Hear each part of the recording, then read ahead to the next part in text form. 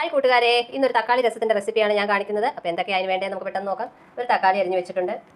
രസക്കൂട്ടെന്ന് പറയുന്നത് 1/2 സ്പൂൺ കുരുമുളക്, 1/4 സ്പൂൺ നല്ല ജീരകം, അതുപോലെ 5-8 വെളുത്തുള്ളി, രണ്ട് കഷ്ണം കൊച്ചുള്ളി, 1 കഷ്ണം ഇഞ്ചി, ഒരു പച്ചമുളക്. ഇത്രയും സാധനം നന്നായിട്ട് ചതച്ച് വെച്ചിരിക്കുന്നതാണ്. അതുപോലെ 2 തണ്ട് കറിവേപ്പില, മല്ലിയില, പിന്നെ നമുക്ക് വാളംപുളി പിഴിഞ്ഞത് വേണം. അതുപോലെ കായപ്പൊടി, മഞ്ഞൾപ്പൊടി, മുളക് പൊടി, മല്ലിപ്പൊടി, വെളിച്ചെണ്ണ, ഉപ്പ്, ഇത്രയും സാധനങ്ങളൊക്കെ വേണം. അപ്പോൾ പെട്ടെന്ന് നമുക്ക് രസം ഉണ്ടാക്കുന്നത് എങ്ങനെയാണെന്ന് നോക്കാം. വീഡിയോ ഇഷ്ടപ്പെട്ടാൽ എല്ലാവരും സപ്പോർട്ട് ചെയ്യണേ. ഒരു മൺചട്ടി അടുപ്പിൽ വെച്ച് ചട്ടി ചൂടായപ്പോൾ 1 ടേബിൾ സ്പൂൺ വെളിച്ചെണ്ണ ഒഴിച്ച് കൊടുത്തിട്ടുണ്ട്. വെളിച്ചെണ്ണയും ചൂടായി നമുക്ക് കടുക് പൊട്ടിക്കാം. കടുകൊന്ന് പൊട്ടി വരുമ്പോൾ ഒരു 1/4 സ്പൂൺ ഉലുവയും കൂടെ ഇട്ട് കൊടുക്കാം. ഇത്ര ഉലുവയും കൂടെ ഇട്ട് കൊടുക്കുന്നുണ്ട്.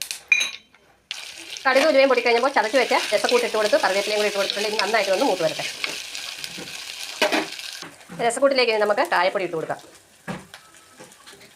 ആവശ്യത്തിന് കായപ്പൊടി ഇട്ട് കൊടുത്തു. അതുപോലെ തന്നെ ഉലുവ വറുത്തെങ്കിലും അല്പം വറുത്ത് പൊടിച്ച ഉലുവപ്പൊടിയും കൂടെ ഇട്ട് കൊടുക്കുന്നുണ്ട്. ഇതുകൂടെ നന്നായിട്ട് മൂത്ത് നമ്മുടെ മസാലയൊക്കെ നന്നായിട്ട് മൂത്ത് വന്നിട്ടുണ്ട്. ഈ സമയം നമുക്ക് 1/4 സ്പൂൺ മഞ്ഞൾപ്പൊടി, 1/4 സ്പൂൺ മുളക് പൊടി, 1/2 സ്പൂൺ മല്ലിപ്പൊടി, ഇത്രയും സാധനം കൂടെ ഇട്ടൊന്ന് മൂപ്പിച്ചെടുക്കാം.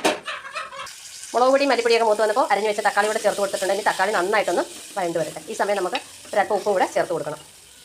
തക്കാളി എല്ലാം നന്നായിട്ട് വഴണ്ട് വന്ന് ഈ സമയം ഒരു ചെറുനാരങ്ങ വലുപ്പത്തിൽ വാളംപുളി പിഴിഞ്ഞ് വെച്ചിട്ടുണ്ട്. അത് കുറച്ച് ഒഴിച്ച് കൊടുക്കാം. പുളിയൊക്കെ ഓരോരുത്തരുടെ ഇഷ്ടത്തിന് ഒഴിച്ച് കൊടുത്താൽ മതി. ഇവിടെ ഒരുപാട് പുളി വേണ്ടാത്തതുകൊണ്ട് ഞാൻ കുറച്ചേ ഒഴിക്കുന്നുള്ളൂ. ഇനി അതൊന്ന് ആവശ്യത്തിന് വെള്ളം കൂടെ ഒഴിച്ച് നമുക്ക് രസത്തിൻ്റെ അളവ് കൂട്ടിയെടുക്കാം. രസത്തിന് ആവശ്യമായ വെള്ളം കൂടെ ചേർത്ത് കൊടുത്ത് അരിഞ്ഞു വെച്ച മല്ലിയില ഇട്ട് കൊടുത്ത് ഇനി നന്നായി തിളച്ച് വരുമ്പോൾ നമ്മുടെ സൂപ്പർ ടേസ്റ്റുള്ള തക്കാളി രസം ഇവിടെ റെഡിയായി കഴിയും.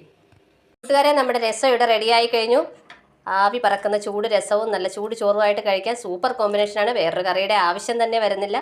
അപ്പോൾ ഇത്രയേ ഉള്ളൂ വീഡിയോ ഇഷ്ടപ്പെട്ട എല്ലാവരും സപ്പോർട്ട് ചെയ്യണേ. ടാറ്റാ.